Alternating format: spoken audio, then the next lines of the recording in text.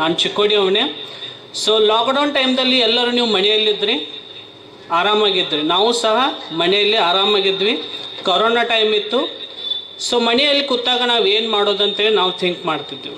So ಆ ಟೈಮ್ದಲ್ಲಿ digital ಯುಗ start ಆಯಿತು. ಆನ್ಲೈನ್ ಎಲ್ಲರೂ ಕ್ಲಾಸಸ್ ಅಟೆಂಡ್ ಮಾಡ್ಲಿಕ್ಕೆ ಸ್ಟಾರ್ಟ್ ಮಾಡಿದ್ರಿ.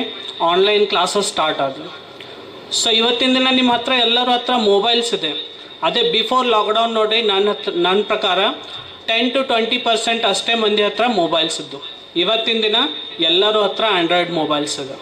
ಸೊ ಲಾಕ್ಡೌನ್ ಟೈಮ್ದಲ್ಲಿ ಆನ್ಲೈನ್ ಫ್ರಾಡ್ಸ್ ಆಗ್ಲಿಕ್ಕೆ ಸ್ಟಾರ್ಟ್ ಆಯಿತು. ಸೊ ಆ ಟೈಮ್ದಲ್ಲಿ ನಾನು ಮತ್ತು ನನ್ನ ಫ್ರೆಂಡ್ಸ್ ಎಲ್ಲ ಸ್ಟಡಿ ಮಾಡಿದ್ದು, ಯಾಕೆ ಆನ್ಲೈನ್ ಫ್ರಾಡ್ಸ್ ಆಗ್ತಿದ್ದಾವೆ, ಸೊ ಅದಕ್ಕೆ ಏನಾರೇ ಉಪಾಯ ಮಾಡ್ಬೋದಾ. ಸೊ ಅವತ್ತಿಂದನೂ ಇವತ್ತಿನ ತನಕನೂ ಲಾಸ್ಟ್ 4 years ಆಯಿತು ನಾವು ಇದ್ರ ಮೇಲೆ ಕೆಲಸ ಮಾಡ್ತಿದ್ದೀವಿ.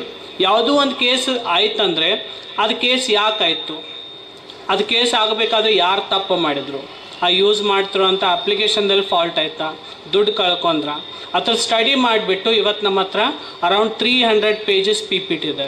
ಸೊ ಈ ಫ್ರಾಡ್ಸ್ ಆಗಬಾರ್ದಾದ್ರೆ ಏನು ಮಾಡಬೇಕು, ಇದ್ರ ಬಗ್ಗೆ ನಾವು ಟ್ರೈನಿಂಗ್ಸ್ ಎಲ್ಲ ಸ್ಕೂಲ್, ಕಾಲೇಜಸ್ಸು, ಪೊಲೀಸ್ ಡಿಪಾರ್ಟ್ಮೆಂಟ್ದಲ್ಲೂ ಸಹ ಇದ್ರ ಬಗ್ಗೆ ಎಲ್ಲ ನಾವು ಮಾಹಿತಿಯನ್ನು ಕೊಡ್ತಿದ್ದೇವೆ. ಸೊ ಈ ಥರದಲ್ಲೇ ಎಲ್ಲರದ್ದು ಜಿಮೇಲ್ ID ಇದೆ ಅಲ್ರಿ. ಜಿಮೇಲ್ ID ಒಂದು ಆ್ಯಂಡ್ರಾಯ್ಡ್ ಮೊಬೈಲ್ ಸ್ಟಾರ್ಟ್ ಆಗಬೇಕಾದ್ರೆ ಕಂಪಲ್ಸರಿ ಜಿಮೇಲ್ ID ಬೇಕು. ಎಷ್ಟು ಜನಕ್ಕೆ ನಿಮ್ಮ ಜಿಮೇಲ್ ID ಪಾಸ್ವರ್ಡ್ ಗೊತ್ತಿದೆ ರೀ? ನನ್ನ ಪ್ರಕಾರ ಇಲ್ಲಿ ನೋಡಿದಾಗ ಒಂದು 10% ಮಂದಿಗೆ ಮಾತ್ರ ಜಿಮೇಲ್ ID ಪಾಸ್ವರ್ಡ್ ಗೊತ್ತಿದೆ. ನಿಮ್ಮ ಜಿಮೇಲ್ ID ಮಾಡಿಕೊಟ್ಟವ್ರು ಯಾರು ರೀ? ನಿಮ್ಮ ಮಕ್ಕಳು ಮಾಡಿರ್ಬೋದು, ಅಥವಾ ಶಾಪ್ ಕೀಪರ್ ಮಾಡಿಕೊಟ್ಟಿರ್ಬೋದು, ಅಥವಾ ಯಾರೋ ಒಬ್ಬರು ಅಪರಿಚಿತ ವ್ಯಕ್ತಿ ನಿಮ್ಮ ಪರಿಚಯದವ್ರು ಯಾರು ಮಾಡಿಕೊಟ್ರು. ಅವ್ರು ಏನು ಇಮೇಲ್ ID ಮಾಡಿದ್ರು, ಪಾಸ್ವರ್ಡ್ ಏನಿಟ್ಟರು ನಿಮಗೆ ಗೊತ್ತೇ ಇಲ್ಲ.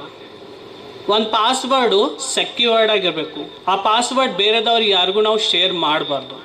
ನನ್ನ ಪ್ರಕಾರ ಎಷ್ಟು ಜನಕ್ಕೆ ಪಾಸ್ವರ್ಡ್ ಗೊತ್ತಿದೆ, ಅವ್ರು ಎಷ್ಟು ಕ್ಯಾರೆಕ್ಟರ್ ಪಾಸ್ವರ್ಡ್ ಇಟ್ಟಿದ್ದಾರೆ ಅಂದರೆ 6 to 8 digit ಇಟ್ಟಿರ್ಬೋದು. ಆ 6 to 8 digit ಪಾಸ್ವರ್ಡ್ ಏನಿದೆ ಅಂದರೆ ನಿಮ್ಮ ಹೆಸರು ಇರ್ಬೋದು, ಅಥವಾ ನಿಮ್ಮ ಡೇಟ್ ಆಫ್ ಬರ್ತ್ ಕಾಂಬಿನೇಷನ್ ಇರ್ಬೋದು, ನಿಮ್ಮ ಮಕ್ಕಳ ಹೆಸರು, ಏನೋ ಒಂದು ಸೀರಿಯಲ್ ನಂಬರ್ಸು ಇದನ್ನು ಆ್ಯಡ್ ಮಾಡಿರ್ತಾರೆ, ಅಥವಾ ವೆಹಿಕಲ್ ನಂಬರ್ಸ್ ಇರ್ಬೋದು. ಒಬ್ಬ ಹ್ಯಾಕರ್ ನಿಮ್ಮ ಅಕೌಂಟನ್ನು ಹ್ಯಾಕ್ ಮಾಡಬೇಕಾದ್ರೆ ನಿಮ್ಮ ಜಿಮೇಲ್ ಐಡಿಯನ್ನು ಈಸಿಲಿ ಆಕ್ಸೆಸ್ ಮಾಡ್ತಾನೆ. ಯಾಕಂದ್ರೆ ನೀವೆಲ್ಲ ಇನ್ಫಾರ್ಮೇಷನ್ ಆನ್ಲೈನ್ದಲ್ಲಿ ಪ್ರೊಡ್ಯೂಸ್ ಮಾಡ್ತಿದ್ದೀರಿ, ಅಥವಾ ನಿಮ್ಮ ಇನ್ಫಾರ್ಮೇಷನ್ ಅವನ ಹತ್ರ ಇರ್ತದೆ. ಅದಕ್ಕೆ ಒಂದು ನಿಮ್ಮ ಜಿಮೇಲ್ ID ಪಾಸ್ವರ್ಡ್ ಸ್ಟ್ರಾಂಗ್ ಇರಬೇಕು. ಒಂದು ಜಿಮೇಲ್ ID ಪಾಸ್ವರ್ಡ್ ಎಷ್ಟು ಡಿಜಿಟ್ ಇರಬೇಕಂದ್ರೆ 16 digit ಇರಬೇಕು. ಎಷ್ಟು ರೀ? 16 digit ಮೇಲೆ ಇರಬೇಕು. ಅಂದರೆ ಒಂದು ಹೈ ಸೆಕ್ಯೂರ್ಡ್ ಪಾಸ್ವರ್ಡ್. ಒಬ್ಬ ಹ್ಯಾಕರ್ ಅದನ್ನು ಹ್ಯಾಕ್ ಮಾಡಬೇಕಾದ್ರೆ 99% ಆಗಲ್ಲ. ಅದಕ್ಕೆ ಸ್ಟ್ರಾಂಗ್ ಪಾಸ್ವರ್ಡ್ ಇರಬೇಕು. ಅದೇ ಥರ ನಿಮ್ಮ ಜಿಮೇಲ್ ID ಒಂದೇ ಹ್ಯಾಕ್ ಮಾಡಿದ್ರೆ ಸಾಕ್ರಿ, ನಿಮ್ದು ಏನಿದೆ ಎಲ್ಲ ಇನ್ಫಾರ್ಮೇಷನ್ ಅವನ ಹತ್ರ ಸಿಗ್ತದೆ. ಲೈಕ್ ಫೋನ್ಪೇ ಇರ್ಬೋದು, ನೆಟ್ ಬ್ಯಾಂಕಿಂಗ್ ಇರ್ಬೋದು, ಬೇರೆ ಯಾವುದೂ ಏನು ಪಿನ್ ವರ್ಕ್ ಮಾಡ್ತಿದ್ದೀರಿ, ಪಾಸ್ವರ್ಡ್ ವರ್ಕ್ ಮಾಡ್ತಿದ್ದೀರಿ, ಡಿಫಾಲ್ಟಾಗಿ ಎಲ್ಲಿ ಸೇವ್ ಆಗ್ತದೆ ರೀ? ನಿಮ್ಮ ಜಿಮೇಲ್ IDಲಿ. ಅದಕ್ಕೆ ಒಬ್ಬ ಹ್ಯಾಕರ್ ನಿಮ್ಮ ಜಿಮೇಲ್ ID ಹ್ಯಾಕ್ ಮಾಡಿದರೆ ಸಾಕ್ರಿ, ನಿಮ್ದೆಲ್ಲ ಲೈಫದ್ದು ಅವ್ನು ಏನು ಬೇಕಾದ್ ಮಾಡ್ಬೋದು, ದುಡ್ಡು ಕದಿಬೋದು, ಇನ್ಫಾರ್ಮೇಷನ್ ಮಿಸ್ಯೂಸ್ ಮಾಡ್ಬೋದು. ಅದಕ್ಕೆ ನಿಮ್ಮ ಜಿಮೇಲ್ ID ಸೇಫ್ ಆಗಿರಬೇಕು. ನೆಕ್ಸ್ಟು, ಯಾವತ್ತು ಒಂದು ಮೊಬೈಲನ್ನು ನೀವು ಯೂಸ್ ಮಾಡ್ತಿದ್ದೀರಿ, ಹಳೇದಾಗ್ತದೆ, 1 year 2 year ಆದಮೇಲೆ ಆ ಮೊಬೈಲನ್ನು ಸೇಲ್ ಮಾಡ್ತಾರೆ, ಕರೆಕ್ಟ್ ರೀ? ಆ ಮೊಬೈಲ್ ಸೇಲ್ ಮಾಡೋದು ಯಾವ್ದಾರೆ ಬೈಬ್ಯಾಕನ್ನು ಮಾಡ್ತಾರೆ, ಬೇರೆ ಶಾಪ್ ಕೀಪರ್ದಲ್ಲಿ ಹೋಗಿ ಬೇರೆ ಎಕ್ಸ್ಚೇಂಜ್ ಮಾಡ್ಕೋತಾರೆ. ಎಕ್ಸ್ಚೇಂಜ್ ಮಾಡೋಕ್ಕಿಂತ ಮುಂಚಿತವಾಗಿ ನಿಮ್ಮ ಜಿಮೇಲ್ ID ನೀವು ಅದರಲ್ಲಿ ಲಾಗೌಟ್ ಮಾಡಬೇಕು. ಆಮೇಲೆ ನಿಮ್ಮ ಹೊಸ ಮೊಬೈಲ್ದಲ್ಲಿ ಹಾಕಬೇಕು. ಎಷ್ಟೋ ಜನ ಏನು ಮಾಡ್ತಾರೆ, ಆ ನಿಮ್ಮ ಮೊಬೈಲನ್ನು ಬೇರೆದವ್ರಿಗೆ ಕೊಟ್ಬಿಡ್ತೀರಿ, ನಿಮ್ಮ ಜಿಮೇಲ್ ID ಲಾಗೌಟ್ ಮಾಡಿರಲ್ಲ. ಕಂಪಲ್ಸರಿ ನಿಮ್ಮದೆಲ್ಲ ಮೊಬೈಲ್ ಫಾರ್ಮೇಟ್ ಮಾಡಿ ಕೊಟ್ಟಿದ್ದೆ ಬೆಟರ್. ನೆಕ್ಸ್ಟು, ಇವತ್ತಿನ ದಿನ ಆಲ್ಮೋಸ್ಟ್ ನೋಡಿರಿ, ಬಸ್ನಲ್ಲಿ ಹತ್ತಿದ್ದಾರೆ. ನಮ್ಮ ಕರ್ನಾಟಕದಲ್ಲಿ ಶಕ್ತಿ ಯೋಜನೆ ಸ್ಟಾರ್ಟ್ ಇದೆ ರೀ. ಹೈಯೆಸ್ಟು ಮೊಬೈಲ್ಗಳು ಕಳ್ಕೊತಿರುವಂಥ ಪ್ಲೇಸ್ ಯಾವುದಂದರೆ ಒಂದು ಬಸ್ಸು, ಇನ್ನೊಂದು ಜಾತ್ರೆ ಮಹೋತ್ಸವದಲ್ಲಿ. ಮೊಬೈಲ್ ಕಳ್ಕೊಂಡ ತಕ್ಷಣ ಏನು ಮಾಡ್ತೀರಿ ನೀವು? ಹಾಗೆ ಬಿಟ್ಟು ಬಿಡ್ತೀರಿ. ಆ್ಯಕ್ಚುಲಿ ಮೊಬೈಲ್ ಕಳೀತಂದರೆ ಕಂಪಲ್ಸರಿ ನೀವು ಪೊಲೀಸ್ ಸ್ಟೇಷನ್ದಲ್ಲಿ ಕಂಪ್ಲೇಂಟ್ ಮಾಡಬೇಕು, ಅಥವಾ CIER ಅನ್ನೋ ಒಂದು ವೆಬ್ಸೈಟ್ ಇದೆ, ಅಲ್ಲಿ ನೀವು ಮೊಬೈಲ್ ಡೀಟೇಲ್ಸ್ ಎಲ್ಲ ಮಾಹಿತಿ ಮಾಡಿ ನಿಮ್ಮ ಮೊಬೈಲನ್ನು ಬ್ಲಾಕ್ ಮಾಡಬೇಕು.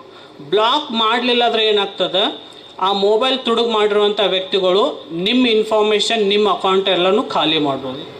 ಈಗ ಒಂದು 2 days ಬ್ಯಾಕ್ ಹಿಂಗೆ ನನಗೊಂದು ಕಾಲ್ ಬಂದಿತ್ತು ರೀ ಮೈಸೂರದಿಂದ. ಅವ್ರು ಮೊಬೈಲ್ ಕಳ್ಕೊಂಡಿದ್ರು 1 month ಬ್ಯಾಕ್.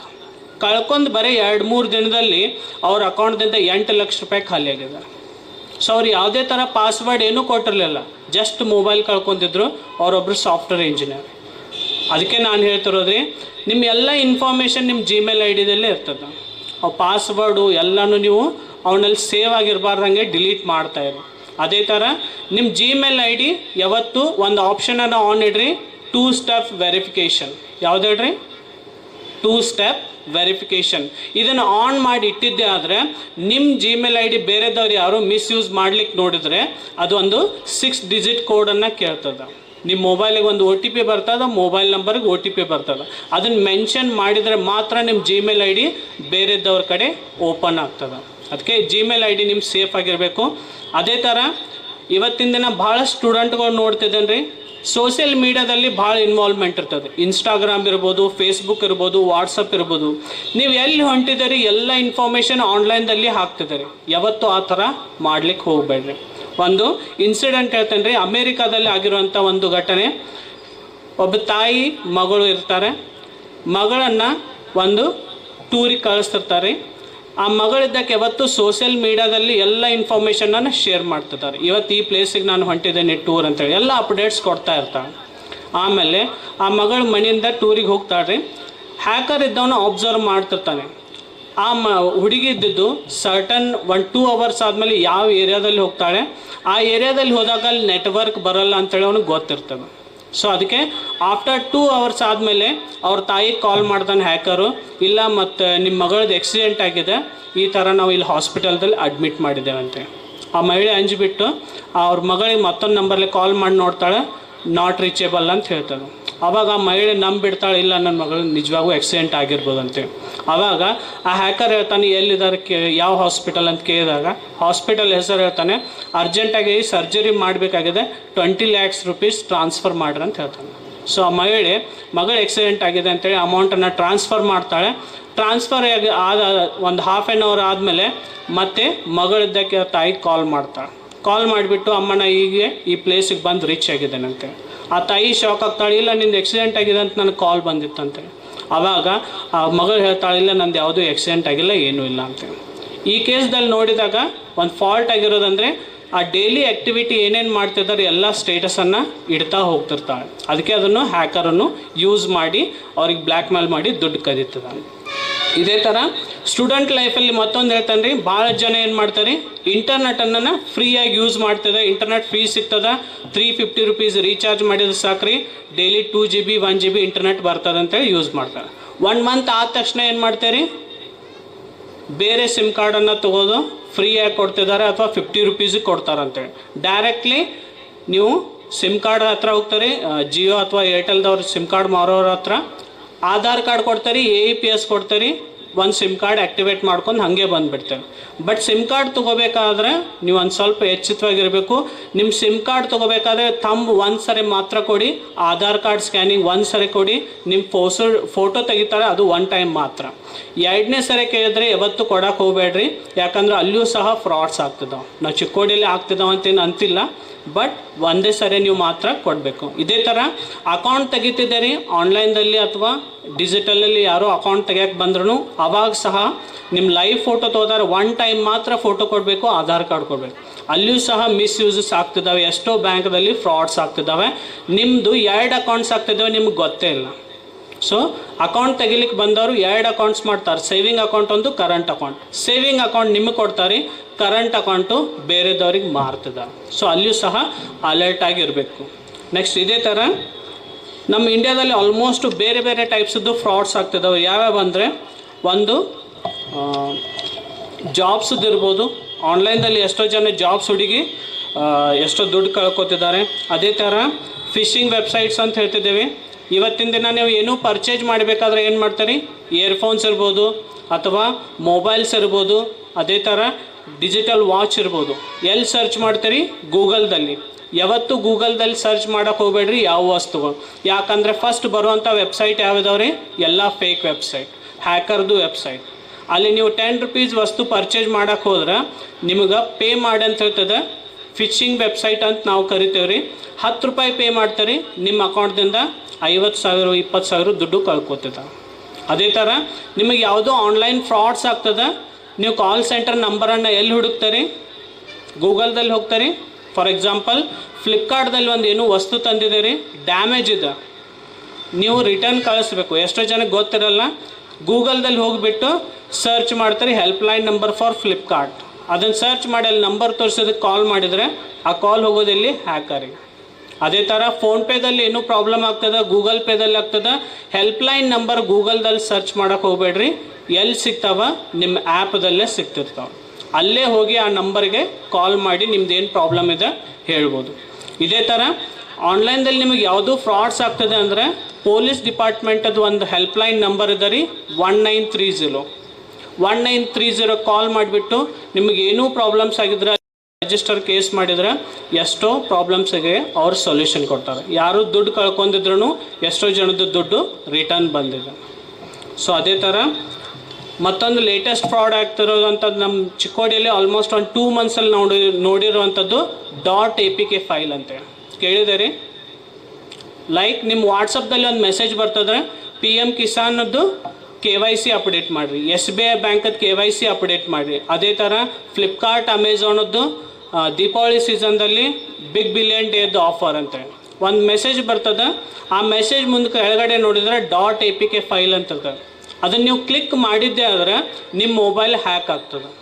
ಸೊ ಯಾವ ಥರ ಹ್ಯಾಕ್ ಆಗ್ತದೆ ಅಂದರೆ ನೀವೇನೂ ವರ್ಕ್ ಮಾಡೋದಿಲ್ಲ, ಆದ್ರೂ ನಿಮ್ಮ ವಾಟ್ಸಪ್ದಲ್ಲಿ ಒಂದು ಮೆಸೇಜ್ ನಿಮ್ಮ ನಂಬರ್ಲೇ ಬೇರೆದವ್ರಿಗೆ ಎಲ್ಲರಿಗೂ ಫಾರ್ವರ್ಡ್ ಆಗ್ತದೆ.